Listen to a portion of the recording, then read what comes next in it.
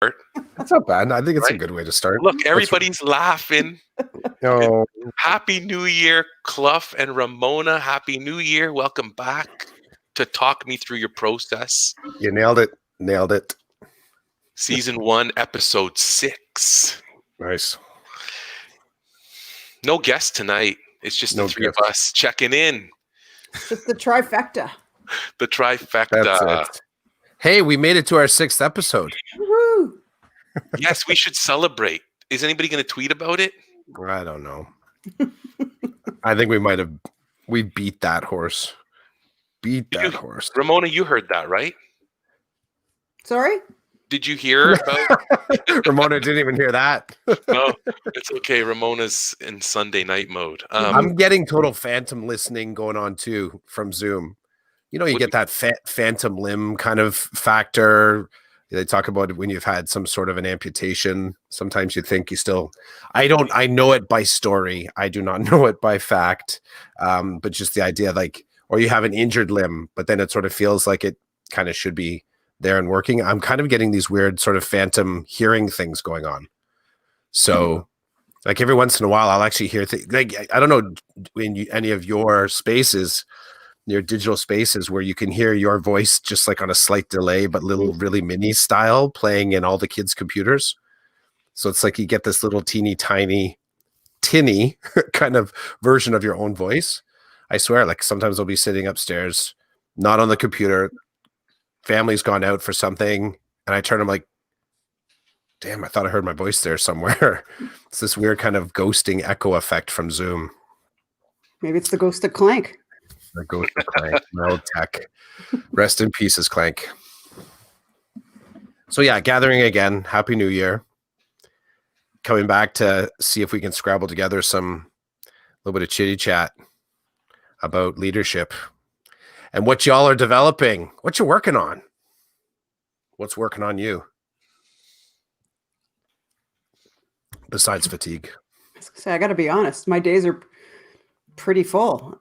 So leadership's kind of been pushed aside. Isn't that funny? And I think I may have mentioned that in one of our first 5 episodes. When I started this school year, I had this plan. I had a leadership growth plan, if you will, you know, and part of my plan was to sit down with my principal and vice principal and say, you know, let's talk about this. Let me experience certain things. I'd like to be part of certain conversations. And that went away pretty fast when I realized what I was doing in the classroom and how I had to shift gears to teach in the classroom in this whole new way that kind of made me feel like I was not being effective as an educator. Because I feel like with kids being apart and not being able to gather them close and not being able to sit on the carpet with them and watch them while they work with manipulatives and stuff like that, and the mask and the face shield, it was like, I just felt like, this is not how I was taught to teach. But you adapt, right? Obviously you adapt, and but still, so that adaptation, that process of shifting what teaching looked like in the classroom, it threw me for a major loop. And then, the leadership stuff just took a back seat. I mean, it's always there, and it's good to talk to both of you about it. And we've been doing that since September, but I had plans, and those plans kind of went out the window. So now that we're at this place in time with what's going on, now that we're working, all of us, well, some of us are in the school and not. I'm out of the school. I'm at home working virtually full time.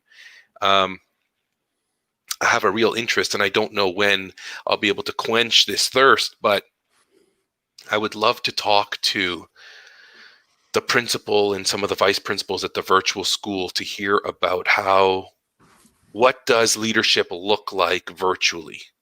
Now, I know you can say, well, just picture it in real life and then switch it over into Zoom, but it's more than that. There's nuance, right? And I want to hear from people that's their bread and butter. So like they've been pulled out of the brick and mortar schools that they were leading and dropped into the virtual school and said, go, lead lead this virtual space, lead these educators, lead these students, lead these parents and this community. Lead. I want to know what that looks like. I know a couple people. So I know a couple people. I'll ask. I won't put them on blast by calling them out on here, but I know a person who just, well, I know someone who's just shifted into administration at the beginning of this in school. So being in school and then out. And I also know some of the administrators in our school boards purely virtual. So I'll send out the feelers, see if I can get a virtual school person in to talk to us. That would be cool. That would be really cool. I mean, we could probably get Apgar back again,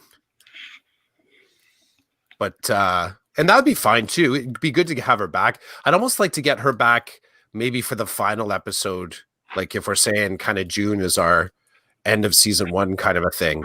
It'd be cool to have her back and just get her perspective, because she was so ideally positioned to step into that role because of what she was the digital work she was doing within her board. So that we might get a really she throws down wisdom like it's like a dime a dozen. She's got so much, but I think her perspective on what ultimately she ended up having to focus on, I think, is always the fascinating thing.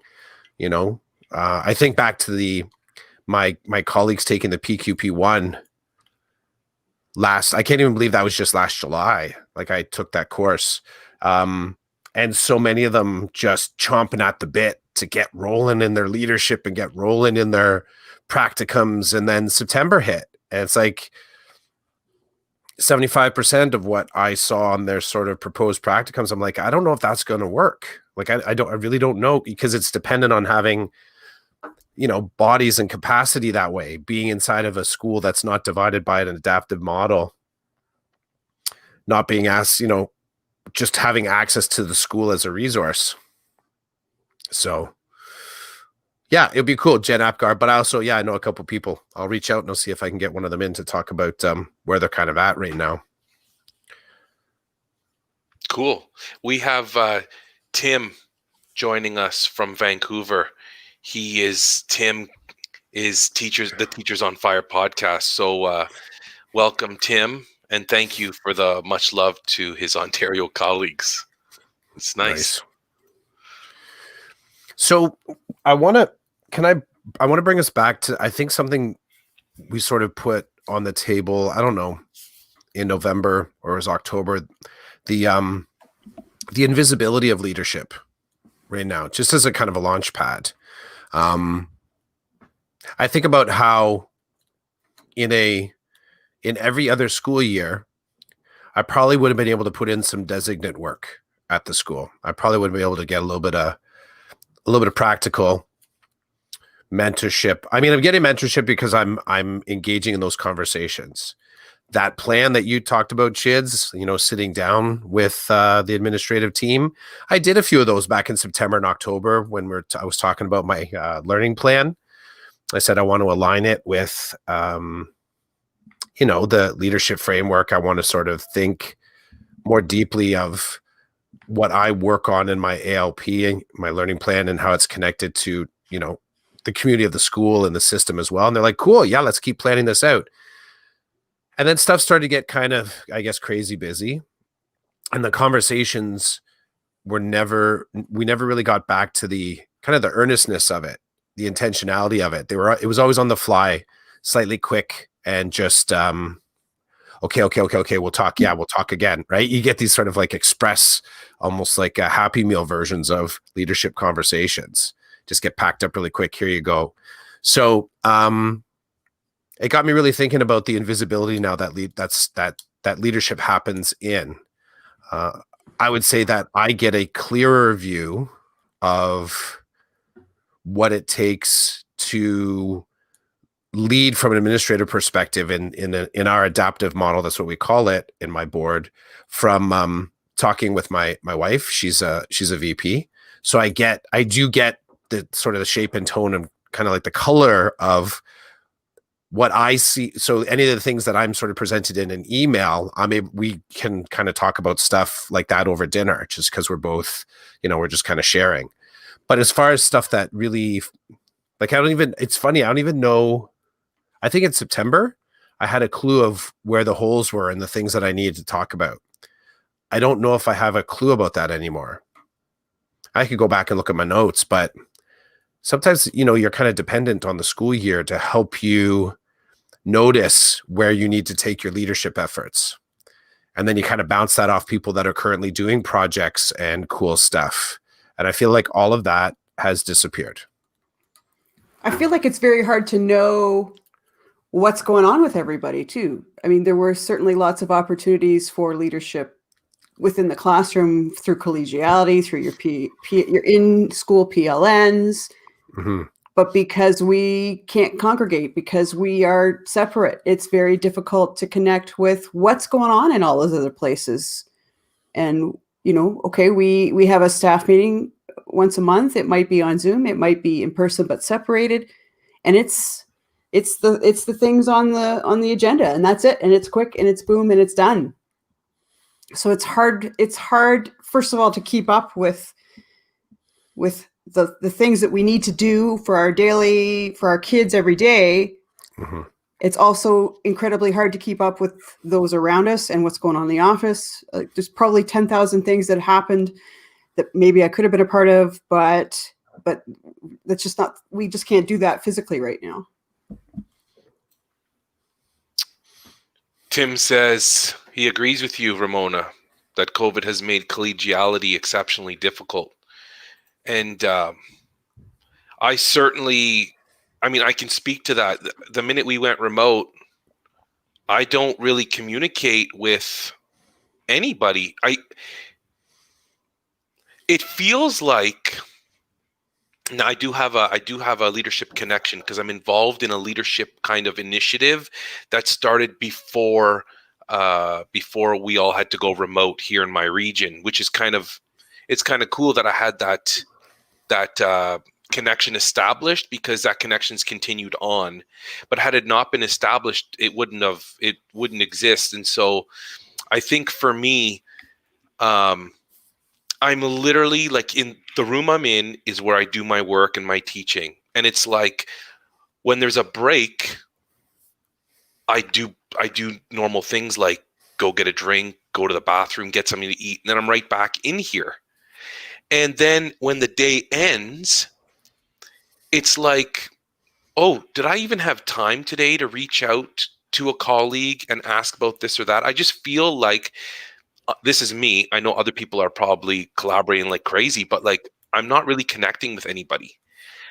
I got an email last week from a colleague that said, hey, do you have a minute for a Meet so I can ask you questions around planning? I said, yeah, I've got recess. Do you want to meet at recess? Sure. We talked for 10 minutes and she was like, how are you planning? Like, how are you doing this? So I kind of explained what I was thinking and doing at the time. And then she said, thanks. It makes me feel better. Like, that's not how I'm doing it, but at least now I have another way, another direction to move in if the direction I'm moving in isn't working anymore. And I just sat there like, holy cow. Like, I'm not talking to anybody. I talked to my vice principal because we are doing this girls who game club and it's still going. I talked to my principal because there are some issues in my virtual classroom. But other than that, it just feels like I don't want to give the time that I have left over at the end of the day to anything else because I still have planning to do. So it's like we went from being in the building where I could check in with my administrators and I could talk to them face to face and I could sit down with them at planning time and look at things and talk leadership. And now it's like when my planning time comes, I just feel like I don't have the time to say to them, let's have a meet so we can talk leadership because I've got a plan. I've got to prepare for the next thing, which is the preparation for this virtual is completely different than the preparation in real life. So I'm still kind of learning to become fluent at that, you know? And if it wasn't for Chris and his mindset that this is it, we're just remote forever, then I'd still be looking for ways of creating things and doing things and not thinking in a more permanent fashion. So now that I've established more of a permanent perspective, I'm operating that way. Like, this is my life. This is my teaching life. And I'm really blessed to be able to talk to the two of you, because I think after this conversation, I think I probably am going to turn on the leadership gear and make time for it. I needed something like this to get going. And the other leadership things before Christmas, Ramona, I don't know if we had a chance to talk about this, but in the summer, I saw a posting for people who wanted to apply to the vice principal pool for the public board in my region. And they were looking for people of different races and ethnicities and cultures. And I attended their meeting, and it was fantastic. And then I reported back to our superintendent of leadership. And then we arranged to have a meeting. So we had a virtual meeting with my vice principal, my principal, her, and I, and we talked about like my perspective on all of this. And then she connected me with a principal in the system who does work for establishing leadership framework for my school board. And now I'm communicating with her back and forth around the issue of diversity and inclusion. And that's feeding me. Like, I've talked to Chris about it. It's feeding me. It's giving me what I think I need to talk leadership with someone who is a formal leader in the system, who's looking to open up leadership in our system and make it more inviting, if you will, for people who are not white, and for who people, just people who are not stereotypically what you normally see traditionally in a leadership role. So maybe that's why I kind of haven't been doing anything else, because that's kind of been ongoing, right? I take my personal time to talk to this individual about leadership, and she's giving up her personal time. So it's like I do my work all day, and then I do take time out of the other parts of my day to give there too. But this whole experience has been so overwhelming that it's like I feel like I'm just holding on, and I don't, our administrators feeling that way? Probably. I mean, if I'm feeling that way, they're probably feeling that way. Everybody's probably feeling it. And I still think people aren't talking about it. I'm a little bit sad that leadership's not talking about it. I almost feel like the mentality is, if we show that we're vulnerable, how are we going to be able to lead all these people? And I'm like, no, I want to see you tell me that you're struggling. I don't want to be the only one struggling. I want to know that everybody's learning to adapt to this way of teaching, whether you're a superintendent, a classroom teacher, an EA, a vice principal. So why are we not talking about it? I think maybe some of it is probably grounded in some of the disorientation of not having. I think one of the things that I think has been sort of foundational in rocking people is the self-reg and the sort of psychological regulation that comes along, like just kind of like the emotional regulation that comes along with being in the same place, the social element of learning, the bells, the tools, the sort of patterns of movement. These are all cueing systems that give you a sense that you're a part. It's a fluency. It's a fluency of work for all of us. And it's the thing that would be the carrier wave that I've been able to walk through your school, Chid. So I know as I walk through, I understand, that's a bulletin board. Oh yeah, I bet you the computer's in the corner, row on row. These are all the sort of the elements that start to trigger and kind of whet our thinking about education. And as soon as that happens, I think it gives you a deeper sense of, for better, for worse, a connection to a system. Excuse me. And I think right now, the dysregulation that we're feeling is because we're not benefiting from the system right now.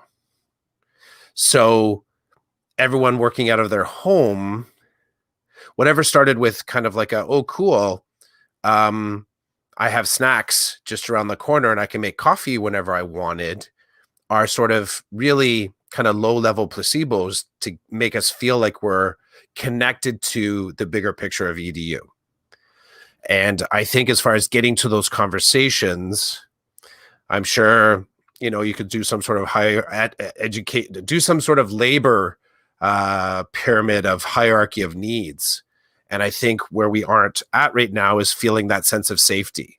Like we're just not at that first stage of safety in order to get to wellness. Because part of it right now, there's a real precariousness, despite the fact if you really love teaching, dress up from the waist up and you got your PJs going down at the bottom, like whatever pleasure happens from being able to do your day like that on Zoom, I really do think that where we start to feel like we're sort of just floating off into space is because we don't have the common space to land in anywhere or anymore. So as far as getting to conversations, heck, even to say about committee conversations, you really get the sense of, I don't know if I would call it isolation. Some people may call it isolation. I would say it's more, it's funny. I'm starting to feel like I don't know my colleagues anymore. That's what I would kind of say. Like I've been away from them long enough. I've been away from them or out of circulation with them long. And I transitioned to a new school this year. So,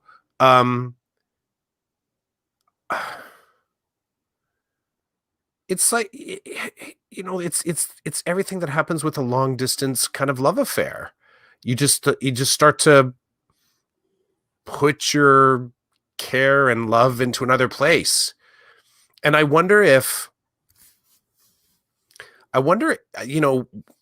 in general, if people are feeling any element of that, of like sort of falling out of love with education, not because they want to, but the long distance relationship is just too costly. Like it's way too much effort, because in truth, it's not, the people are what you feel connected to, but I've met more than enough educators that are in love with education. They love being a teacher. I think I'm a high level, I do enjoy my work. I don't know if I get to that level of like love where I'm just sort of over the top gushing, but I've met people like that. And I wonder what the effect of like this slow sort of retraction of everything that you love. And I think that's very powerful. I think that's a powerful dissuader to people to want to just, why would I want to talk about heading up a committee? Why would I? Now, counter to that, there are committees going on at my school. I'm a part of equity. I sort of jumped right into wellness. I thought, well, this is the year wellness is going to matter. So I found that I intentionally connected it to it, but I always have a sense of when I get on that Zoom call that I kind of know the name. Here's the thing. I got to a place where I sort of knew everyone's name, and I knew a little bit about like how they moved and how they talked. Like you sort of start to get a feel for them. Now I find myself in the meets and I'm having to scan. Okay, yeah, what's that person's name again?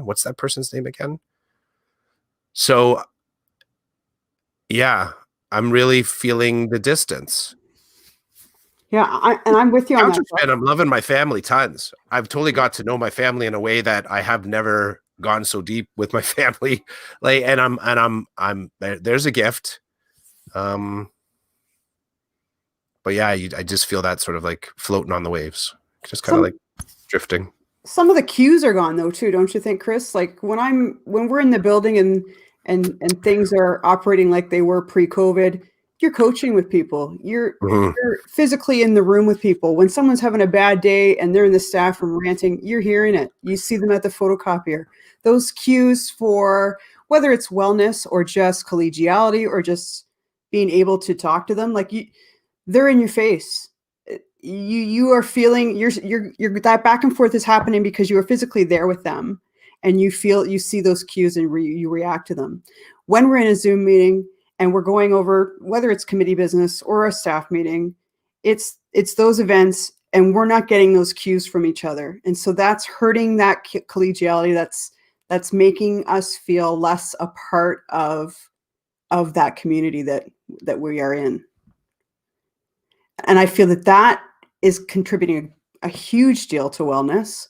I'm in a school I've been in for a really long time, and we had a lot of we've had multiple rearrangements because of all the changes. There are people in my building who I haven't actually really met. They are a name to me. I don't know who they are. I'm not sure what they teach, but they're on the list. They're at the staff meeting. Whereas in the past, we would have had social events. We would have met at the photocopier. We would have been on a committee together. And so as much as I may want to invest in that relationship with them, there's no way for me to do that. There's no system in place for me to do that.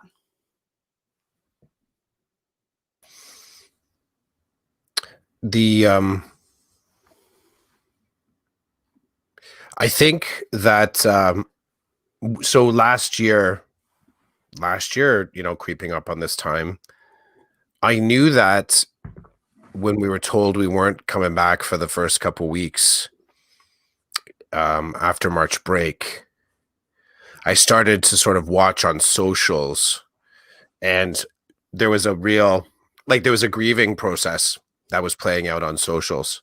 Almost all the stages were playing out.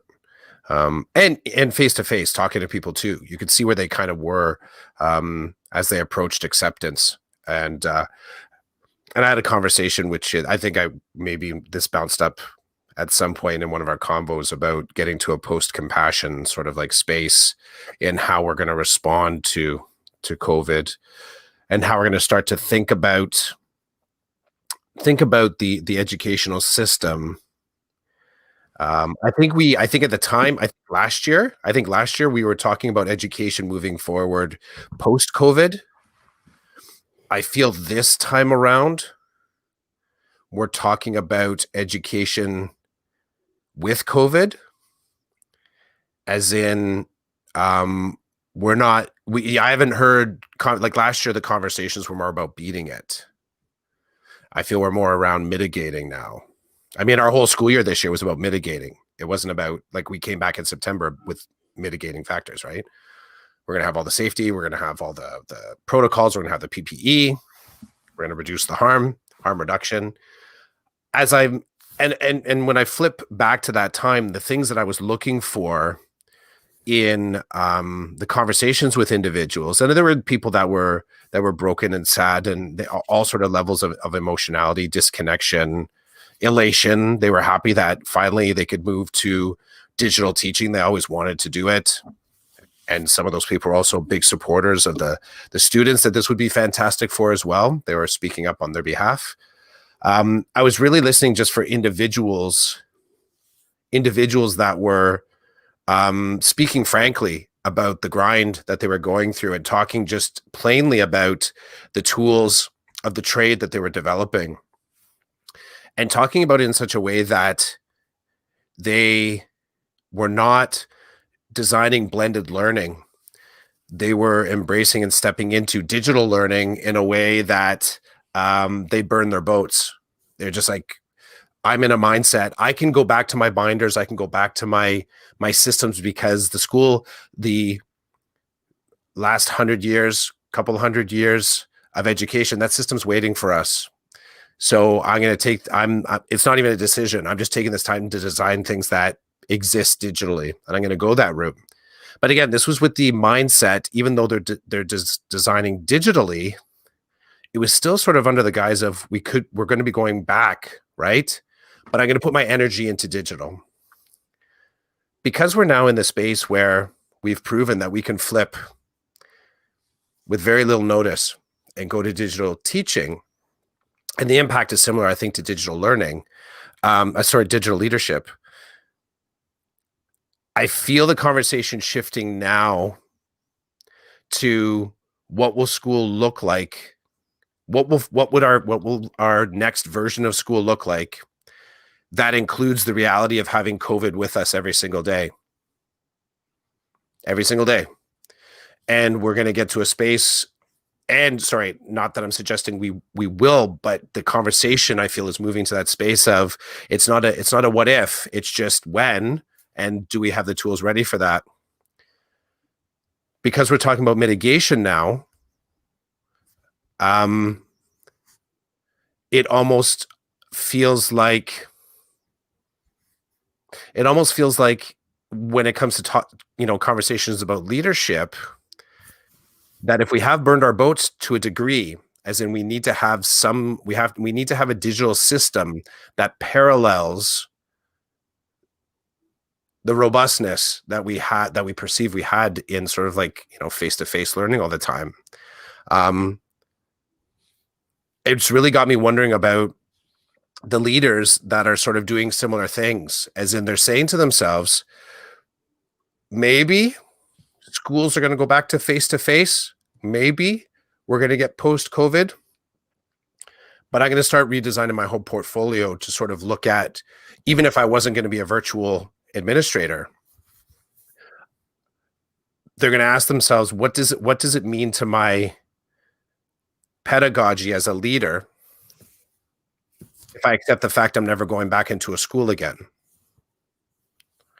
And I'm just waiting and watching.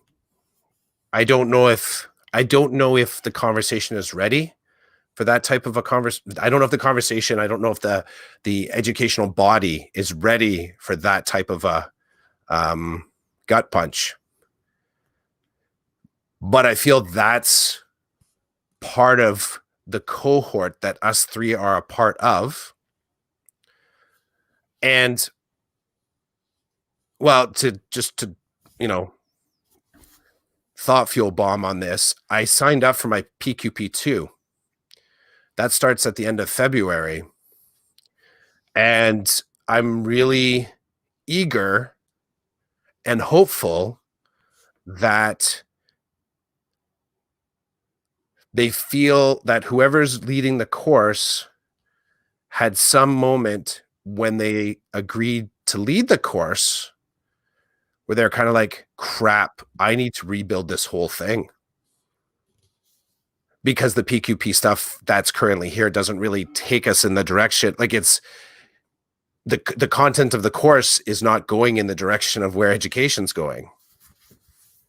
And you could sort of argue, well, the tenets of the PQP courses are built in such a way that they can be wrapped around any context. These are deep, well thought out, researched lessons. But I would say, unless there's some content in there that was sort of like, impressed upon by the Spanish flu, I don't know if it can ever address what pandemic leadership looks like. So I'm looking forward to seeing if anybody will be talking about leadership from the perspective of never being back in the building again. And I don't take that as a negative, dark thought. I almost think like that's about the best edge to be on right now. Because I do believe all the other systems, there's so much information and so much robustness in the system that if we somehow do beat COVID and we do go back into the schools and everything is back to what we remember, the system's there. We'll all end up lining up at the photocopier again. I'll report back. Yeah. I'm hopeful. I'm excited for you around your PQP part 2 in the middle of all this. And I really hope that whoever's running it doesn't just simply ignore what's going on around us here, because I'm a little worried. And this is based on a conversation you and I had the other day about you doing PQP1, and it was the summer, but we were all like on pins and needles waiting for the ministry to tell us how we would proceed and what the plan was, and from what I can recall, I don't think you got the flavor of like the COVID issue, but now we're like hip deep. And I wonder if that's going to happen. And I'm a little bit worried for you because I think I know you're like your mindset around leadership right now, and you're ready to chomp at that bit. And I hope at the very least you say something and get whoever's running this thinking about, this guy wants me to entertain his thought about what's happening today, but that's not what the binders say, right? That's not what the course syllabus says. Mm-hmm. And that's a little bit annoying to me. It's not responsive, which then helps me think to myself about the importance of being responsive. And what does that look like for me? Well, I'm not scared to tell you that it scares me, right? Because before we started the podcast, I had some thoughts about some things I was experiencing. And part of my issue is that I'm not doing well with how I'm going to respond. But I need to be responsive. I need to be open, right? It's like, I just really hope that that's your experience. I hope it's not just somebody stands in front of you or in the Zoom call and says, here's the binder. We're going to do chapter 1 today and we'll be done chapter 15 by the end. Like, and from what I can remember from part 2 for me, there were lots of seminars. So I don't know if your course is going to roll that way, but I remember my instructor, on the first night, he told us how it was going to be and we did some stuff. And the second night, we were all signing up for a different topic around educational leadership to then present to our classmates. We picked the night, we do it for an hour and a half, and then we had our seminar done. And I remember, and my instructor was open. And I remember saying to him, there's nothing about being a digital leader. And he's like, tell me more. I'm like, there's nothing here. It's all the stuff that every principal knows, safe schools, IEPs, spec ed. Like, is there nothing to acknowledge the world we live in with the internet and social media and how important that some could argue that is to reach your community and to like showcase your school in a way that's different than just a newsletter every month? And he was like, do it, man. I said, you're good? He's like, do it. And my seminar was about being a digital leader, not just a leader in the school, in the building. And it was awesome because the people around me, well, first I was pumped up, right? I was ready to, I was passionate about it. I put my heart and soul into it. So it actually meant something to me, unlike my practicum, which didn't mean much now that I consider it. But that seminar meant a lot to me. And then people around me told me, they said, we're so happy you did that because we have no idea what you're talking about. Nothing in our syllabus goes over it. And there were little projects along the way. Start a Twitter account, tweet about our reading, chapter 7 to 12 this week, and then people jumped on and you never saw them on Twitter again because it didn't mean anything to them. So I hope my seminar was able to provide that. And they told me it did. And they also said, now we know who to call. If we're sitting in the big chair and we have no idea, can we call you? And I'm like, yeah, of course. This is what this whole thing's about, building the network, professional learning network, and connecting and having people to talk to. So a long way around, but Chris, I hope that there's a flavor of what's happening today for you, because I think I know based on what you've told me that you're looking for that. You want to deal with what's happening. You got to get that practicum done. Well, this is what was fascinating about coming out of July last year.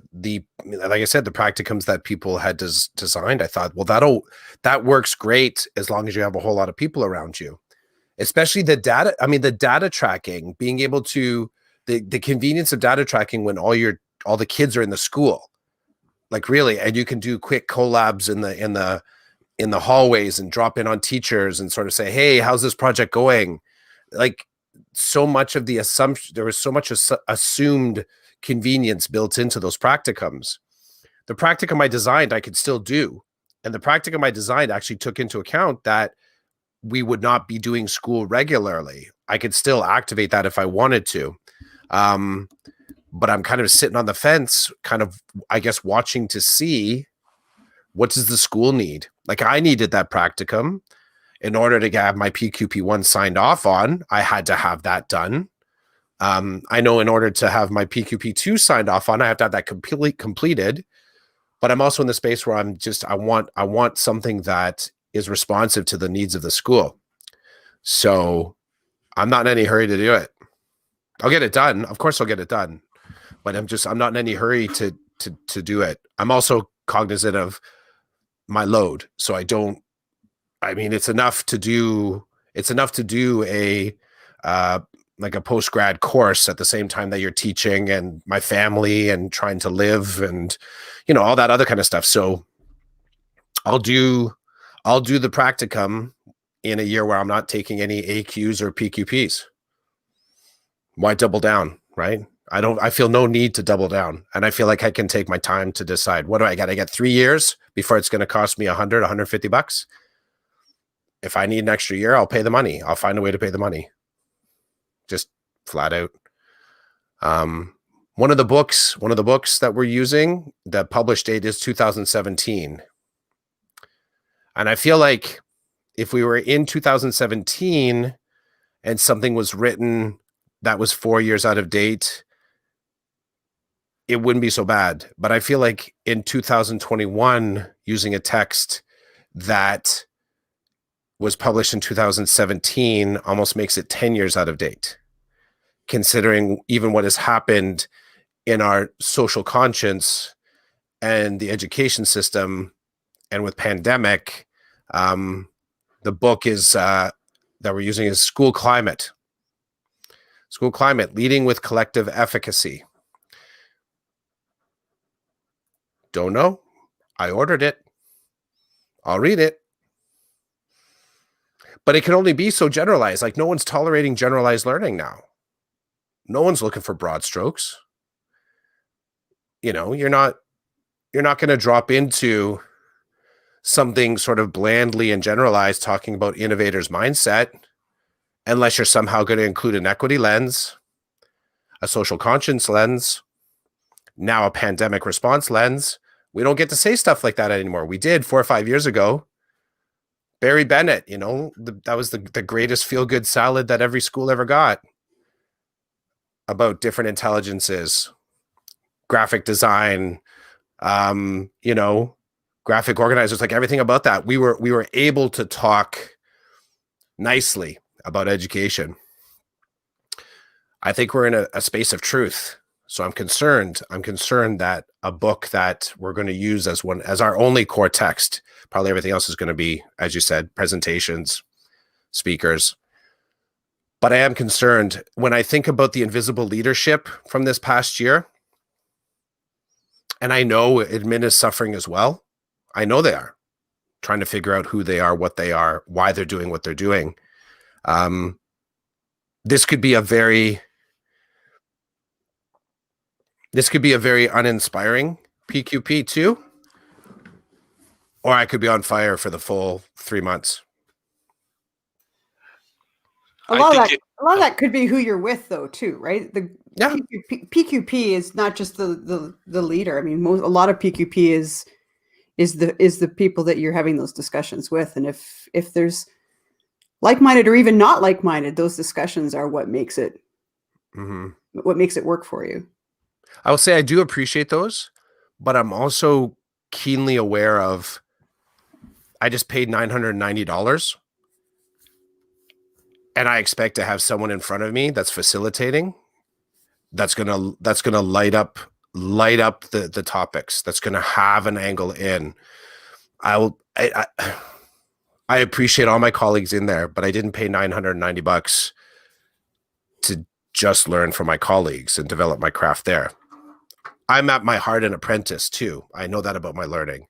So I go to look for the people that have established street credit. And I get up beside them and I ask them questions, and I ask them more questions. So I appreciate that, absolutely. But I know for me, what I'm able to sort of steal from whoever's leading the conversation in some ways is more valuable to me. I put that slightly ahead of any of the conversations I'm going to have with my colleagues. No disrespect. I just know that's how I roll. I'm so happy, Ramona, that you brought that up, that it's not just the instructor, but it's the people around you. And my PQP Part 2 experience was incredible because of the person who was running it and the people that were in it. It was a blast. It was a blast. Like, I'll never forget talking to my wife about it and saying, hey, listen, this is the perfect opportunity for me to do Part 2. It's in town. I'm not forced to do it. I want to do it. The instructor is a teacher a principal I've worked for. Completely trust him. I know what he's about. I get a flavor for him. And, I already have like half a dozen people that I know are taking the course. And it's going to be the bomb. And imagine somebody saying that, like late 30s, and they're like, yeah, sign me up. Here's my $1,000. I'm in. And it was awesome. And so I understand, Ramona, exactly what you're saying. And I also get what you're saying, Chris, because when I would be in a small group and we talk about a particular idea or concept and I wasn't sure, I'd go to the instructor and I'd be like, drop some wisdom on me, seasoned principal, done all kinds of different things, and like drop it on me. So this is what the book says, is what we were talking about. What does this look like? If this happens to you, what does this look like? How do you navigate this? And then you get a flavor for that individual based on his or her lived experience, right? And it's like the street credit was there with the instructor, and the people that were going to be attending were people that I felt I could be vulnerable with and that I could grow from. And so it was the perfect storm. I literally was like, take my money, because I knew what I was going to get. But you don't always know that. Like, Chris, you are the guinea pig, bro. I can't wait to hear more about your experience. I joked with him, Ramona, and I'm like, I guess I won't be talking to you for the next 3 months, because when he did the PQP Part 1 in the summer, I remember how giddy he was and everything. And then I was like, Chris, are you still alive? Like, are you with me? Are you here? Because he was busy. He had to do the course. Yeah. Yeah. I will agree with there is an element of what you make of it, right? So I knew that if I was going to be there and it was an intensive too. I think we did in 4 weeks. Yeah, 4 weeks. So that was a hustle. So, I like what you said about, you put into the chat there, Ramona, talking about the conversations with your fellow candidates. I like those. I find I'm in a space now, though, that my conversation changes if I'm talking with someone that has lived experience or if we're just spitballing. And I love spitball. Like, I'll go out there. Sure. Let's future cast. Let's kind of like, let's just throw this up and see where we can go with it. But again, I bring it back to this one. And it's a little bit like what Chiz was saying, is that at some point, for me, the street credit, like if someone is in the PQP and if they've managed to get designate work in, then yes, they've got something to talk about that takes me from the abstract to the concrete. And that's why I look. I want that concrete. I don't need, despite the fact I would enjoy it, I don't need a philosophical conversation about leadership with a candidate, a colleague. And I say that with the utmost respect of anyone that's going to be in class with me. But I also know that I have you two, us three. I also have other spaces where I can have those philosophical conversations. So I can go seeking. I've set up my world such that when I want to learn, I can learn very well. So if you're going to lock me in a classroom to learn, I'm not the type to sit there and just think because you've told me to, right? Let's go deep on this. No, we're going to be deep if we get there, like if there's the time to get there. So I do appreciate when someone can give me that lived experience, for better, for worse, because then it kind of sets a little bit of a flag in the future, right? It's sort of like that could happen because it has happened, not it could happen because we're really good Imagineers. So, and I feel I feel in some ways this past year, my learning is going to be based on the rawness of other leaders that have lived deeply through this year. Someone who has run a school and is running a school under these conditions, I want all their stories. I want every single one. I want them to scare me. I want them to make me cry. I want them to fascinate me. I want them to say, this is where we're at. You want some? Like, this is where we're at. I think it'll give my clearest sort of like litmus to, where I go next. You want some? That's what I want the teacher the first day, just to look right in the Zoom camera. Hey, PQP1ers, you want some? That should be the title of this episode of the podcast. You want some? Chris is ready. I'm ready.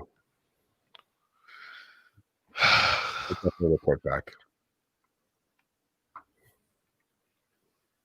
Yeah, Ramona, you're on. You're muted, Ramona. Ramona, you never do that. She just does it to make us feel better. Yeah, or she's just pretending. Oh yeah, yeah. Uh-oh, she says she doesn't know what's going on. Ramona's been silenced. Oh no, Ramona, you're not. And I've done nothing, Ramona. I'm not playing any jokes on you or anything. Safe hands. We got full audio. Ramona's been silenced by the internet. Jeez. Well, what do you think she would say to all this? Here's what I think Ramona would say in this particular case. Bleep. Say goodnight, Gracies. That's it. This is our sign off then. Okay. That's it. We're punching out. Hey, it was great talking to the two of you. I'd love to hear what Ramona thought, but we're not going to get any of that flavor. Watch me turn it off, and then she'll just be singing and all good. Anyway, this was Season 1, Episode 6 of Talk Me Through Your Process, EDU Leadership Podcast by the three of us. And we were checking in. It's a new year. We're hip deep in COVID, and some people are teaching in the building, out of the building, a combination of both. It's wild. It's wild, but we're in. We want to learn how to lead in this world, in this educational system, and that's what we're doing here. So I swear I can hear her doing something with her microphone. So if I thought that was you. No, dude, I'm not doing anything. Our silent partner this evening, or at least at the tail end, that's. Oh, now I can hear you. Can you hear me now? I'm checking every wire. You didn't even do anything, did you? No. So I was not. So that's. I was not muted, and yet I was muted. It was like the hands of the internet shutting me down. That is the musical voice of Ramona Mahard at Ramona Mahard. You heard Roland Chidiak at rchids. So these are all our Twitter handles, and I'm at Chris J. Clough. If anybody wants to reach out, hashtag it with your process. We may find it. You want some? You want some?